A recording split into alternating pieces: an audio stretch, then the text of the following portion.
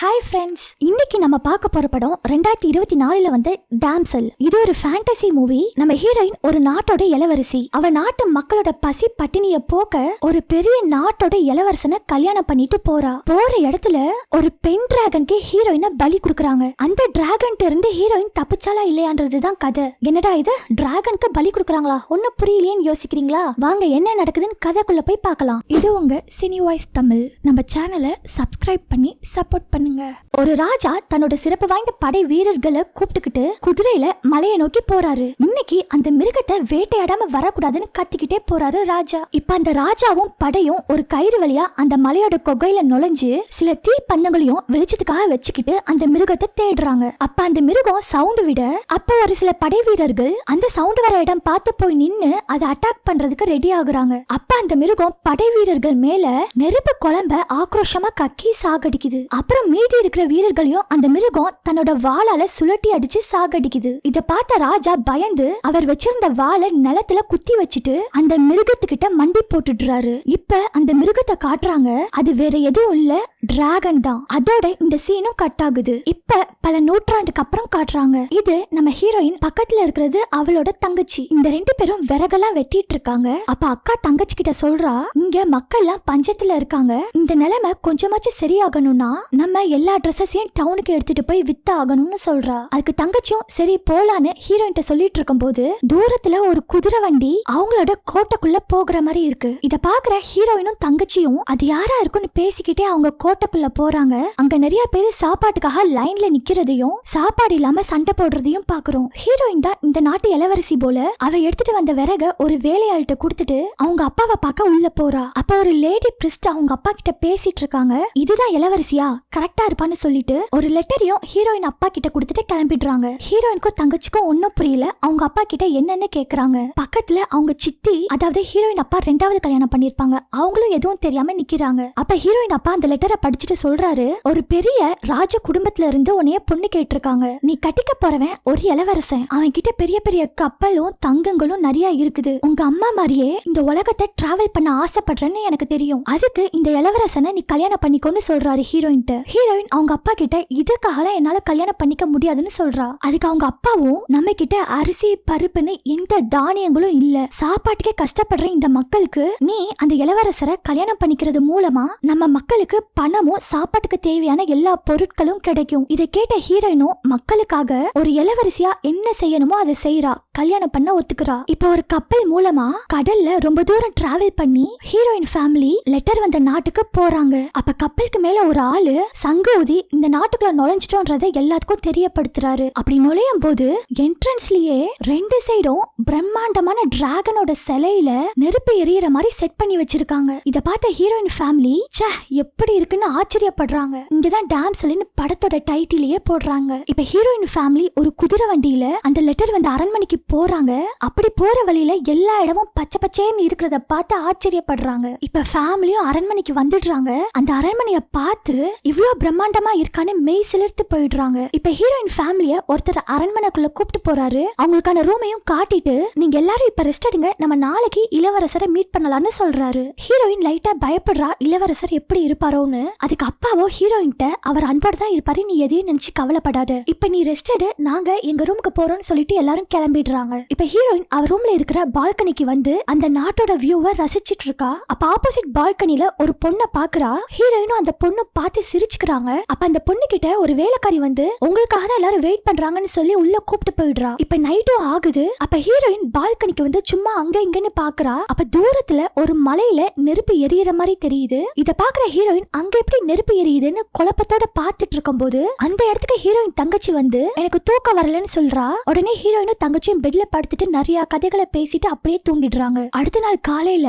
நம்ம ஹீரோயின் அந்த நாட்டோட பேரரசிக்கு ஒரு வணக்கத்தை போடுறா. அப்ப பேரரசி ஹீரோயின்ட்ட உன்னோட பலோன்னு நீ எதை சொல்லுவன்னு கேக்குறா. அதுக்கு ஹீரோயினும் நான் பேசுற உண்மைதான் என்னோட பலோன்னு சொல்றா. அப்ப இளவரசியோ அது சில சமயங்கள பலவீனம் ஆயிடும்னு சொல்றா. அப்படியே இதுதான் இந்த நாட்டோட இளவரசர், இது இந்த நாட்டோட அரசர். இது மாதிரி ரெண்டு குடும்பமும் ஒருத்தவங்களுக்கு ஒருத்தவங்க இன்ட்ரோடியூஸ் பண்ணி பேசி சிரிச்சுக்கிறாங்க. பேரரசி மேரேஜ் பத்தின எல்லா விஷயங்களும் நம்ம பேசிக்கலாம். இளவரசரும் ஹீரோயினும் தனியா போய் பேசி ஒருத்தவங்களுக்கு ஒருத்தவங்க புரிஞ்சுக்கிட்டோன்னு அவங்க ரெண்டு பேத்தையும் மட்டும் தனியா அனுப்பி விட்டுடுறா. இளவரசரும் ஹீரோயினும் கார்டன்ல நின்னு பேசிட்டு இருக்காங்க. ஹீரோயின் இளவரசர்ட்ட நீங்க என்னைய பத்தி என்ன நினைக்கிறீங்க, உங்களுக்கு என்னைய கல்யாணம் பண்றதுல இன்ட்ரெஸ்ட் இருக்கான்னு கேக்குறா.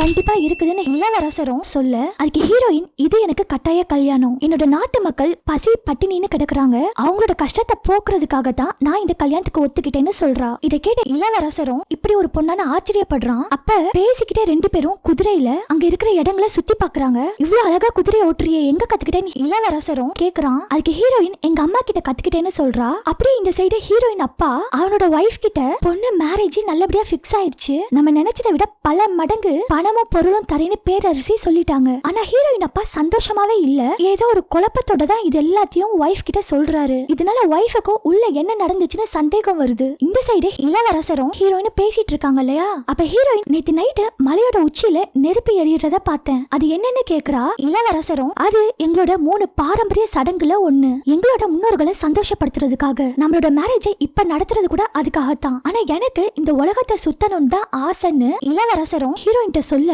அதுக்கு ஹீரோயினும் எனக்கும் சின்ன வயசுல இருந்து இந்த உலகத்தை சுத்தணும் தான் ஆசை, நம்ம ரெண்டு பேரும் ஒரு நாள் கண்டிப்பா இந்த உலகத்தை ஒன்னா சுத்தலான்னு சொல்றா. அதுக்கு இளவரசரும் ஓகே சொல்றான். அப்படியே இந்த சைடு ஹீரோயினோட சித்தி ஹீரோயின் அப்பா பேசினதுல ஏதோ சந்தேகம் வந்து பேரரசிய பார்த்து பேசுறா. அப்ப பேரரசியா ஹீரோயின் சித்திய ரொம்ப தலைக்குறைவா பேசி, உங்களுக்கு பணமும் பொருளும் தேவை, எனக்கு பொண்ணு தேவை, அவ்வளவுதான் உங்களோட உறவை தவிர சம்பந்தின்ற உரிமையை வச்சு பழக வேண்டிய அவசியம் இல்லைன்னு சித்தி கிட்ட மூஞ்சில அடிச்ச மாதிரி பேரரசி சொல்லிட்டு கிளம்பிடுறா. இப்ப சித்திக்காரி ஹீரோயின் வந்து இந்த கல்யாணத்துல எனக்கு நம்பிக்கை இல்ல, இங்க ஏதோ தப்பு நடக்கிற மாதிரி இருக்கு, நான் உன்னோட சித்தியா இருந்தாலும் உனக்கு நல்லதை மட்டும் தான் சொல்லுவேன். அதுக்கு ஹீரோயின் அப்பா என்ன நினைக்கிறாங்கன்னு கேக்குறா. ஆனா சித்தியோ உங்க அப்பா என்கிட்ட ஏதோ மறைக்கிறாரு, நாளைக்கு காலையில வரைக்கும் டைம் இருக்கு, எதுனால நீ யோசிச்சு முடிவெடுன்னு சித்தி சொல்லிட்டு இருக்கும் போதே ஹீரோயின் அப்பா வந்து நீங்க ரெண்டு பேரும் தூங்குங்கன்னு சொல்லிட்டு வைஃப கூப்பிட்டு போயிடுறாரு. இப்ப அடுத்த நாள் காலையில ஹீரோயினுக்கு கல்யாண ட்ரெஸ் எல்லாம் போட்டு அது அழகா இருக்கணும்ன்றதுக்காக சின்ன சின்ன ஜுவல்ஸா அதுல மாட்டி விடுறாங்க. அப்படியே இடுப்புல சின்னதா ஒரு லாக்கெட்டையும் தொங்க விடுறாங்க. இப்ப எல்லாரும் முன்னாடியும் இளவரசருக்கும் ஹீரோயினுக்கும் மோதிரம் எல்லாம் மாத்தி மேரேஜும் ஆகுது. பேரரசி ஹீரோயினை எல்லாரும் முன்னாடியும் இளவரசின்னு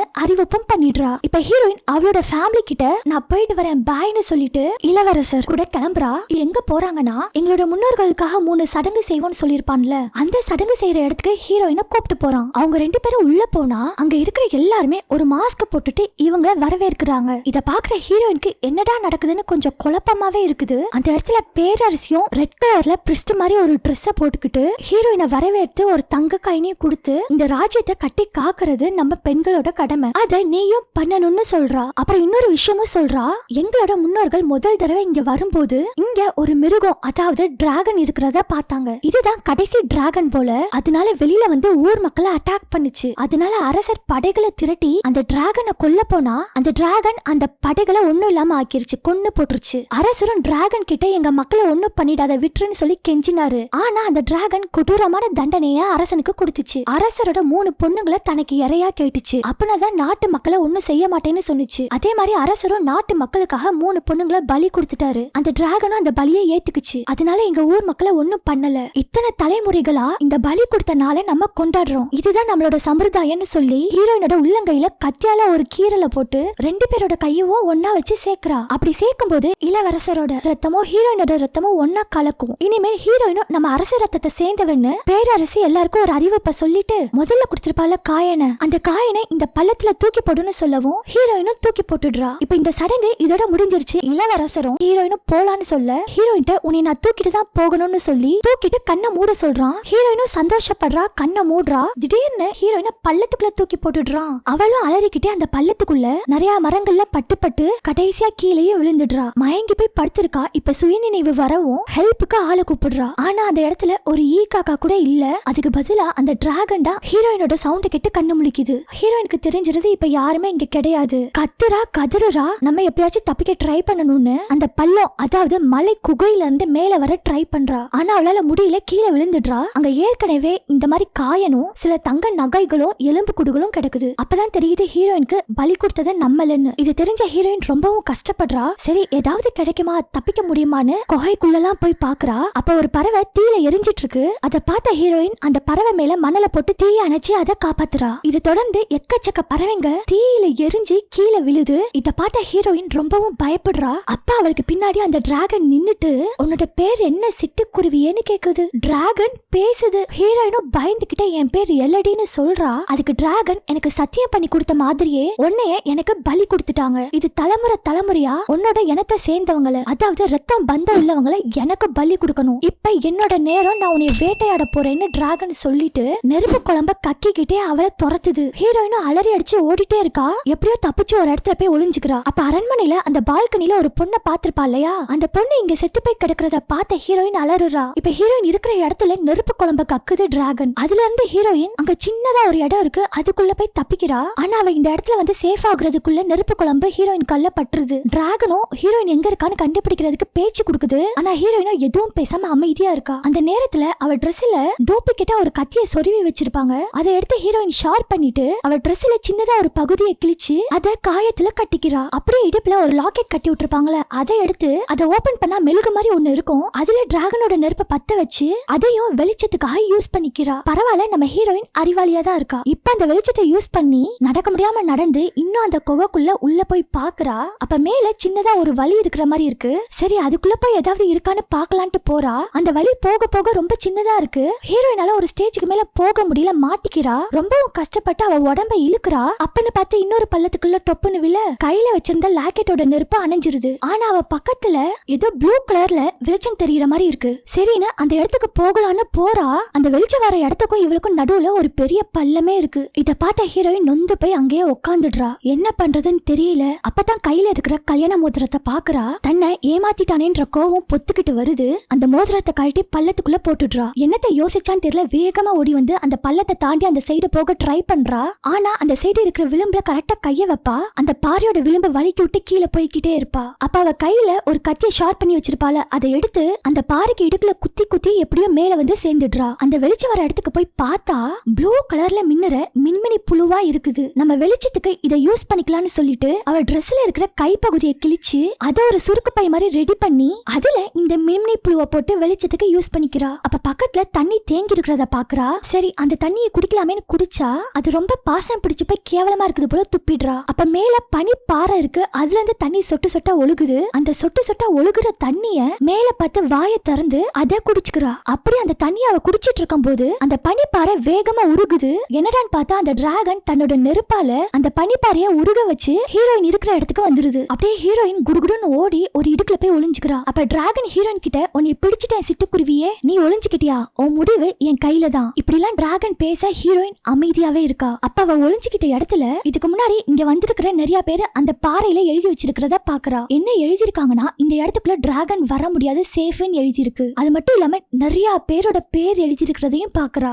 இத்தனை பேரோட பலி கொடுத்திருக்கீங்க, இதுல இருந்து யாராச்சும் தப்பிச்சாங்களா இல்லையான்னு தெரியலையேன்னு புலம்பிக்கிட்டே குளிருக்கு மின்மினி பூச்சை கட்டி பிடிச்சிட்டே தூங்குறா. அப்ப அவளோட இல்யூஷன்ல இங்க வந்து இறந்து போனவங்களோட உருவம் தப்பிக்க போராடினதெல்லாம் தெரியுது. இத பார்த்த ஹீரோயின் பயந்து எந்திக்கிறா. அப்ப அவ கால்ல காயம்பட்ட இடத்துல அந்த மின்மினி புழு ஒட்டி இருக்கிறத பார்த்து அதை எடுத்து விடுறா. அப்ப அவ தீக்காயம் ஆறி இருக்கிறத பாக்குறா. என்னமோ இந்த புழுவுக்கு காயத்தை சரியாக்குற சக்தி இருக்குது. இத புரிஞ்சுக்கிட்ட ஹீரோயின் அவ கையில இருக்கிற காயத்திலயும் இந்த மின்மினி புழுவை வைக்கிறா. அதுவும் சரியாக அந்த புழு கிட்ட ஹீரோயின், என்னைய மன்னிச்சிரு, உன்னைய குறைச்சி எடை போட்டுட்டேன்னு சொல்றா. அப்புறம் பக்கத்துல ஒரு மேப் வரைஞ்சிருக்கிறத பாக்குறா. அந்த மேப்ல நம்ம எங்க இருக்கோம்னு கண்டுபிடிக்க ட்ரை பண்றா. ஹீரோயின் இந்த குகைக்குள்ள நுழைஞ்சதுல இருந்து இந்த இடத்துக்கு வர வரைக்கும் என்னென்னலாம் பார்த்தாலோ அதுதான் அந்த மேப்ல இருக்கு. அதை வச்சு இப்ப தான் எங்க இருக்கோன்றத கண்டுபிடிச்சிடுறா. ஏதோ இங்க வந்து மாட்டுன ஒரு புண்ணியவதி தான் இந்த மேப்பை வரைஞ்சு வச்சிருக்கா போல. சரி, இதெல்லாம் இருக்கே, நம்ம தப்பிக்கிறதுக்கான வழியும் கண்டிப்பா இருக்கும்னு ஹீரோயின் தேட ஆரம்பிக்கிறா அந்த மேப்ல. அப்ப ஒரு வழியும் போட்டிருக்குது. இந்த வழியில யாராச்சும் தப்பிச்சிருப்பாங்களோன்னு நினைக்கிறா. சரி, நம்மளும் அதே வழியில போய் தப்பிக்கலான்ட்டு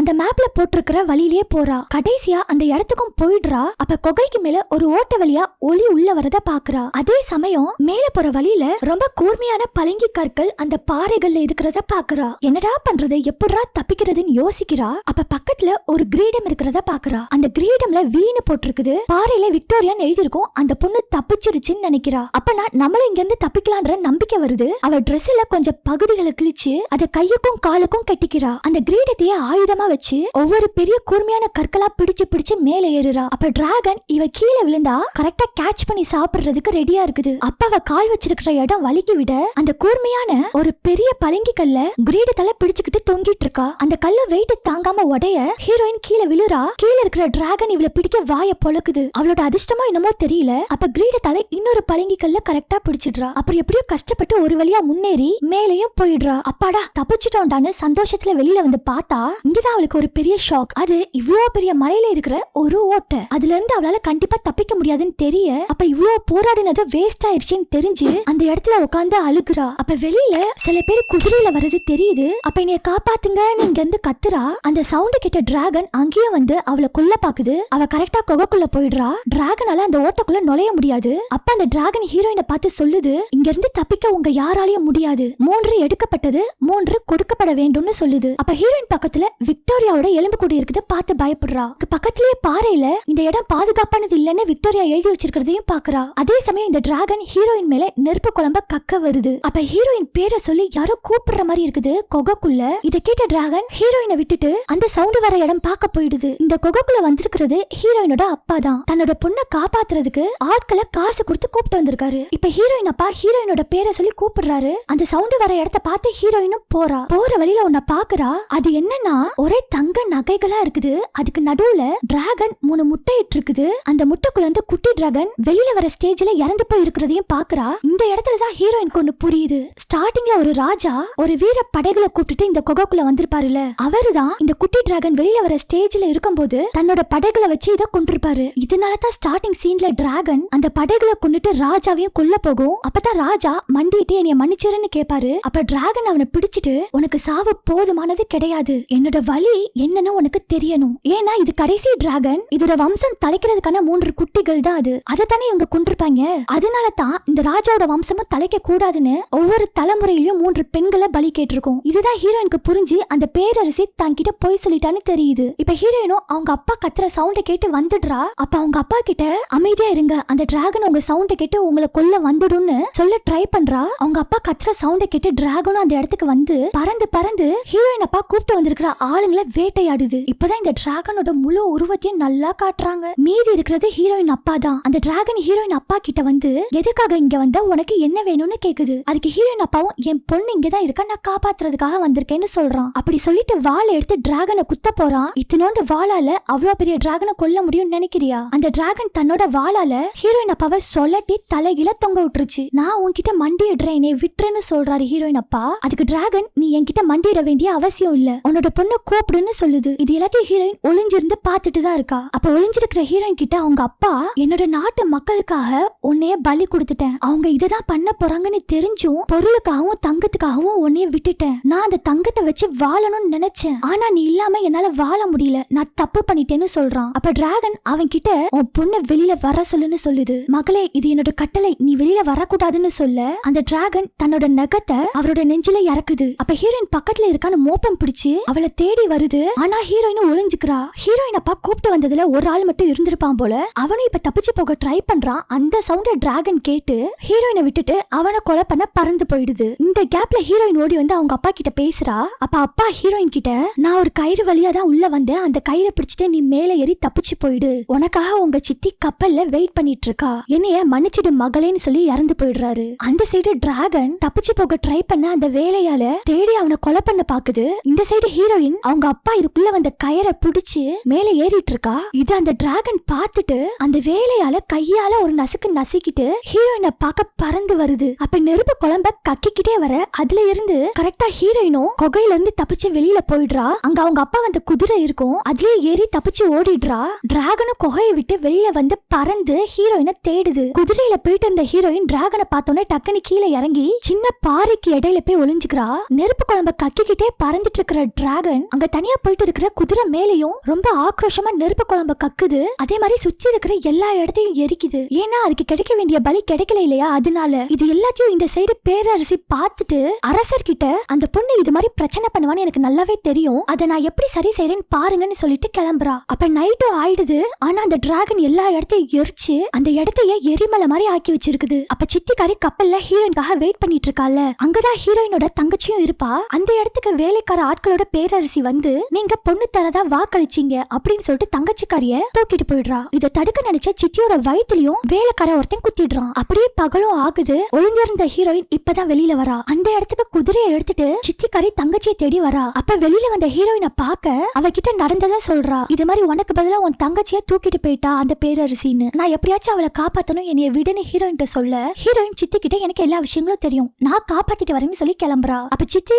உங்க அப்பா என்ன ஆச்சு, உன்னைய காப்பாத்த வந்தாங்களேன்னு கேக்குறா. அதுக்கு ஹீரோயின் மௌனமா இருக்கிறத பார்த்து சித்திக்காரி இறந்துட்டாங்கன்றத புரிஞ்சுக்கிறா. இந்த சைடு அந்த பேரரசி பேரரசி தங்கச்சிய கூப்பிட்டு போய் கையை கிழிச்சு பலி கொடுக்க நினைக்கிறா. இளவரசரும் எவ்வளவோ தடுக்க ட்ரை பண்றான். அது சின்ன பொண்ணு நமக்கு வேண்டான்னு சொல்றான். ஆனா அந்த பேரரசி நீ ஒரு பயந்தாங்குழி, நம்ம நாட்டு நல்லதுக்காகத்தான் இதை செய்யறேன்னு சொல்லிட்டு அவளும் இந்த அரச ரத்தம் தானே, அதனால அவ கையை கிழிச்சு தங்கச்சி கையிலயும் ஒரு கீரலை போட்டு ரத்தத்தை ஒண்ணு சேர்க்கிறா. தங்கச்சியை நீ வேணா விட்டுருங்க விட்டுருங்கன்னு கத்துறா. அதெல்லாம் காதுல வாங்காம வேலையாட்களை விட்டு தங்கச்சிய பள்ளத்துக்குள்ள தூக்கி போட்டுடுறா. இந்த சைடு ஹீரோயின் தங்கச்சிய காப்பாத்த வேக வேகமா குதிரையில அந்த கொகைய பார்த்து வரா. வந்தவ தங்கச்சியோட பேரை சொல்லி கூப்பிடுறா. அங்க கொகைக்குள்ள தங்கச்சி கத்துற சத்தம் கேட்கவும் ஒரு கயிறை போட்டு கொகைக்குள்ள இறங்குறா. அதுக்குள்ள இந்த டிராகன் அவ தங்கச்சியை தூக்கிட்டு போயிருது. கொகைக்குள்ள வந்த ஹீரோயின் அவளுக்கு இந்த கொகை கொஞ்சம் எக்ஸ்பீரியன்ஸ் ஆயிடுச்சு இல்லையா, அதனால கரெக்டா அந்த மினிமினி புலிகிட்ட போய் கரெக்டா வெளிச்சத்துக்காக அதை எடுத்து வச்சுக்கிறா. தன்னோட ஸ்மெல்ல வச்சு டிராகன் மோப்பம் பிடிச்சு வந்துரும்னு அங்க இருக்கிற சகதிய ஸ்மெல்ல தெரியக்கூடாதுன்னு தன்னோட உடம்புல பூசிக்கிறா. இங்க வந்து இறந்து போனவங்களோட கவசங்கள் இருக்கும்ல, அதெல்லாம் எடுத்துட்டு ஒரு ஆள் மாதிரி ட்ராப் செட் பண்றா. அப்படியே வந்து அவங்க அப்பாவோட வாளை எடுத்து வச்சுக்கிட்டு தங்கச்சியை காப்பாத்துறதுக்கு ரெடி ஆகுறா. இந்த சைடு தங்கச்சியை தூக்கிட்டு போன டிராகன் தங்கச்சியை அலைக்கா படுக்க வச்சுட்டு எப்படினாலும் உன்னைய காப்பாத்த உங்க அக்கா வந்துதானே ஆகணும், அப்பா அவளை வச்சுக்கிறேன்னு சொல்றா. தங்கச்சி மயக்கத்துல இருக்கா. இப்ப ஹீரோயின் ஒரு ட்ராப் செட் பண்ணிருப்பா இல்லையா, அந்த ட்ராப் கீழே விழுந்து சவுண்ட் வர டிராகன் உங்க அக்கா தான் வந்துட்டா அப்படின்னு சொல்லிட்டு அந்த சவுண்ட் வர இடம் பார்க்க போகுது. இவ்வளவு நேரம் ஹீரோயின் ஒளிஞ்சிருந்து அந்த டிராகன் போகவும் தங்கச்சி கிட்ட வந்து எந்திரி சீக்கிரமா போகணும்னு எழுப்பி விடுறா. தங்கச்சியும் எந்திரிச்சிடுறா. ஆனா அவ கால்ல அடிபட்டு இருக்குது, நடக்க முடியல போல. அதனால ஹீரோயின் தங்கச்சியை கை தாங்களா வா சீக்கிரமா போகணும்னு சொல்லிட்டு கூப்பிட்டு போறா. அதுக்குள்ள டிராகன் சவுண்ட் கேட்டு போயிருக்கும்ல, அங்க ஹீரோயின் இல்ல ஏமாத்திருக்கான்னு தெரியவும் ரொம்பவும் ஆக்ரோஷமாகி மோப்பம் பிடிச்சுக்கிட்டு தேடுது. நீ எங்க ஒளிஞ்சிருக்க, ஒழுங்கா வெளியில வந்துடுன்னு சொல்லுது. ஆனா ஹீரோயின் அவ தங்கச்சிய சேஃபா ஒரு இடத்துல ஒளிய சொல்லிட்டு டிராகனுக்கு உண்மையை புரிய வைக்கணும்னு நினைக்கிறா. இந்த சைடு டிராகன் தேடிட்டு இருக்குது இல்லையா, அதுக்கு பின்னாடியே ஹீரோயின் அவங்க அப்பாவோட வாளை நீட்டிக்கிட்டு டிராகன் கூப்பிடுறா. இந்த சவுண்ட கேட்டு டிராகனும் திரும்பி பார்க்க அந்த வால் டிராகனோட கண்ணை குத்துற மாதிரி பக்கத்துல நிக்குது. அப்ப அந்த டிராகன் ஹீரோயின் சொல்லுது, இந்த வால் என்னைய ஒண்ணும் பண்ண முடியாது, எனக்கு இதனால கோவம் வருதுன்னு சொல்லுது. அதுக்கு ஹீரோயின் டிராகன் கிட்ட நானும் கோவத்துல தான் இருக்கேன், அவங்க உன்னைய மட்டும் ஏமாத்தல என்னையும் சேர்த்து ஏமாத்தி இருக்காங்க, நீ ஊர்ல இருக்கிற மக்களை தாக்குனனாலதான் அவங்க மக்களுக்காக உன்னைய கொல்ல வந்திருக்காங்க, அது காரணம் இல்ல, நான் அப்படி பண்ணலன்னு சொல்லுது. அப்ப ஹீரோயின் உன்னோட குழந்தைங்களை அவங்க கொண்டுட்டாங்கன்னு எனக்கு தெரியும்னு சொல்ல அதுக்கு டிராகனும் அவங்களா, உன்னோட இனம் உன்னோட ரத்தம் தான் என்னோட இனத்தோடைய கடைசி பிள்ளைங்களை கொன்னாங்கன்னு சொல்லுது, அதனால தான் அவங்களோட இனத்துல இருக்கிற பெண்களை நான் கொன்னு குவிக்கிறேன்னு சொல்லுது. அப்ப ஹீரோயினும் அவங்களோட இனம் நாங்க கிடையாது, நாங்களா ஒரு அப்பாவிங்கன்னு சொல்றா. அதுக்கு டிராகனும் பொய் சொல்றேன்னு சொல்லுது. பேசிக்கிட்டே டிராகன் முன்னாடி வர ஹீரோயின் பின்னாடி போவா. இப்ப கரெக்டா பின்னாடி பள்ளமும் வருது, அதனால கையில வச்சிருக்கிற வாளை டிராகன் மேல சொருக பாப்பா. அப்ப டிராகன் நெருப்பு குழம்ப கக்க நெருப்பு ஹீரோயின் மேல பட்டு அவ பள்ளத்துக்குள்ள விழ வாளும் தரையில விழுந்துருது. நல்ல வேளையா அந்த பள்ளத்துக்குள்ள தண்ணி இருந்ததால ஹீரோயின் தப்பிச்சிடுறா. இப்ப நீந்தி மேல வர ஹீரோயின் கையில நெருப்பு காயங்களா இருக்கிறத பார்த்துட்டு அழுகுறா, கத்துறா. அப்ப அவ தங்கச்சி கீழே விழுந்த வாளை தூக்கி போட அதை ஹீரோயின் எடுக்க போறா. அந்த நேரம் டிராகன் ஹீரோயினை பிடிச்சு இப்ப உனக்கு இறந்து போன என்னோட பொண்ணுங்களோட வலி புரியும்னு சொல்லிட்டு ஹீரோயினை அதோட நகத்தால குத்துறா. ஹீரோயின் இப்படி அவ ட்ரெஸ்ல ஒரு கத்தி ஒளிச்சு வச்சிருப்பா இல்லையா, அதை எடுத்து டிராகனோட மூஞ்சில சொருவ அது ஹீரோயின் அலைக்கா தூக்கி எரிஞ்சிருது. இப்ப ஹீரோயின் வா நீயா நானான்னு பாத்திரலாம் வான்னு கீழே கிடந்த வாளை எடுத்து டிராகன் மேலேயே ஒரு சொருகுறா. அப்புறம் நான் அந்த இனத்தை சேர்ந்தவ கிடையாதுன்னு சொல்லவும் அந்த டிராகன் ஹீரோயினை பிடிச்சு உன் மேல அடிக்கிற ரத்த வாடைய அந்த இனம் தானே காட்டி கொடுத்துருச்சுன்னு அவளை மறுபடியும் தூக்கி எறியுது. இப்ப எந்திரிச்சு பாக்குற ஹீரோயினுக்கு ஒரு ஐடியா தோணுது. அது என்னன்னா அவளுக்கு ஆப்போசிட்ல ஒரு பாறை இருக்கும். டிராகன் ஹீரோயினுக்கு பின்னாடி நின்னுட்டு நடந்து வருதுல, அது சிறகடிக்கிறனாலையும் நடக்கிறனாலையும் அங்க இருக்கிற தூசி எல்லாம் கிளம்பி அந்த பாறையில பட்டு அது மறுபடியும் டிராகன் இருக்கிற சைடுக்கே வருது. அதை பார்த்த ஹீரோயின் அந்த பாறைக்கு முன்னாடி போய் நிக்கிறா. ஏன்னா டிராகன் நெருப்பு குழம்ப கக்குனா அந்த பாறையில பட்டு அது திருப்பி டிராகனுக்கே போகும். இப்படி ஒரு ஐடியால தான் ஹீரோயின் அந்த பாறைக்கு முன்னாடி போய் நிக்கிறா. இப்ப டிராகன் ஹீரோயின்ட்ட விதியை ஏத்துக்கோ நான் ஏத்துக்கிட்டேன்ல அது மாதிரின்னு சொல்லிட்டு அவகிட்ட பேசிக்கிட்டே மெதுவா அவ பக்கத்துல வருது. அப்ப ஹீரோயின் டிராகன் கிட்ட என் பின்னாடி பெரிய படையே இருக்கு, இங்க இறந்த அப்பாவிங்களோட ஆத்மான்னு சொல்லவும் டிராகன் உன்னோட இனத்துல அப்பாவிங்களே கிடையாதுன்னு சொல்லுது. அதுக்கு ஹீரோயினும் நீ என்னைய நம்பல, நம்பாட்டி அந்த நெருப்பு குழம்ப என் மேல கக்கி என்னைய கொன்னுருன்னு சொல்றா. அதுவும் நெருப்பு குழம்ப கக்க அந்த நேரத்துல நைஸா ஹீரோயின் விலகிடுறா. அந்த நெருப்பு பாறை மேல பட்டு டிராகனோட மூஞ்சில எல்லாம் பட்டுருது. இதனால டிராகன் சுருண்டு கீழே விழ இப்ப ஹீரோயின் வாளை எடுத்துட்டு போய் டிராகன் பக்கத்துல போய் பேசுறா. இங்க பாரு என் கையில இருக்கிற மாதிரி காயம் என் தங்கச்சி கையிலயும் இருக்கும், இது மாதிரி தான் எல்லா பொண்ணுங்க கையிலயும் கீரலை போட்டு இது மூலமா அவங்க ரத்தத்தை எங்க கிட்ட சேர்க்கறாங்க, அந்த ரத்தத்தை தான் நீ மோப்பம் பிடிச்சிட்டு நீ எங்களை அரசு வாரிசுன்னு நினைச்சுக்கிற, அவங்க நம்மள நல்லாவே ஏமாத்திட்டாங்க, நீ அப்பாவிங்களை தான் கொன்னு குவிச்சிருக்கன்னு ஹீரோயின் டிராகன்ட்ட எல்லாத்தையும் எடுத்து சொல்லவும் அந்த டிராகனுக்கும் மனசாட்சி இருந்திருக்கு போல. நான் பண்ணது தப்பு, நான் அப்பாவிங்களை தெரியாம கொண்டுட்டேன், தயவு செஞ்சு என்னைய கொன்னுடுன்னு ஹீரோயின் கேக்குது டிராகன். அப்ப ஹீரோயினும் போதும் நான் மத்தவங்க சொல்லி வாழ்ந்ததெல்லாம் போதும்னு டிராகனையே மன்னிச்சிட்டு அந்த மின்மினி புழுவை டிராகனோட காயத்துல போடுறா. ஏன்னா அந்த காயங்கள் சரியாயிடும் இல்லையா, அதனால. இப்ப அப்படியே அரண்மனையை காட்டுறாங்க. அங்க இளவரசர் எல்லாரும் முன்னாடி பேரரசி இன்னொரு கல்யாணம் பண்ணி வைக்கிறாங்க. அப்ப அந்த இடத்துக்கு ஹீரோயின் வரா. அத பார்த்த இளவரசர் ஹீரோயின்ட்ட என்னைய நம்பு நான் எதுவும் பண்ணலன்னு சொல்றான். அப்ப ஹீரோயின் என் தங்கச்சிய பலி கொடுக்க நினைச்சவன் தானே நீன்னு சொல்லிட்டு இவதான் மூணாவதா பலி கொடுக்க போற பொண்ணான்னு கேக்குறா. ஆமா இவள பலி கொடுத்தாச்சுன்னா அப்புறம் எனக்கு பிடிச்சவள நான் கல்யாணம் பண்ணிட்டு ஹாப்பியா இருப்பேன்னு சொல்றான். இதை கேட்ட ஹீரோயின் அந்த கல்யாண பொண்ணுட்ட இதுக்கு மேலேயும் இங்க இருக்க போறியா, உன் குடும்பத்தை கூப்பிட்டு போயிடுன்னு சொல்லவும் அவளும் குடும்பத்தை கூப்பிட்டு ஓடிடுறா. இப்ப ஹீரோயின் யார் யாருக்கெல்லாம் உயிர் பயம் இருக்கோ இங்க இருந்து எல்லாரும் ஓடிடுங்க கடைசியா சொல்றேன்னு சொல்றா. அப்ப பேரரசி ஹீரோயினை பார்த்து நீ டிராகன் இருந்து தப்பிச்சு வந்தா நாங்க பயப்படணுமா போடி அப்படின்னு சொல்லவும் அப்ப ஹீரோயின் எனக்கு நீங்க பயப்பட வேண்டாம் ஏன்னா உங்க கதை தான் முடிய போகுதுன்னு சொல்லவும் டிராகன் பறந்து வந்து ஹீரோயினுக்கு பக்க பலமா நிக்குது. தன்னோட வம்சத்தை அழிச்சவங்க மேல நெருப்பு குழம்ப கக்கி சாகடிக்குது. அந்த அரண்மனைய குளிந்து விட்டு எரிஞ்சு கீழே விழுது. டிராகனோட வம்சத்தை ஒண்ணு இல்லாம பண்ணாங்க இல்லையா, இப்ப அந்த ராஜ வம்சத்தையே அடியோட அழிச்சிருச்சு. இப்ப ஹீரோயினுக்கு ஒரு நிழல் மாதிரி அந்த டிராகன் இருக்கிறத காட்டுறாங்க. ஹீரோயின் சித்தி கிட்ட நம்ம மக்கள் பல வருஷத்துக்கு நல்லா சாப்பிட்டு சந்தோஷமா இருக்க எக்கச்சக்க பொருள் இந்த கப்பல்ல ஏத்தி வச்சிருக்குன்னு சொல்றா. அப்படியே கப்பலும் அவங்களோட நாட்டுக்கு கிளம்புது. அப்ப ஹீரோயின் கப்பல்ல நின்னுட்டு மேல பாக்குறா.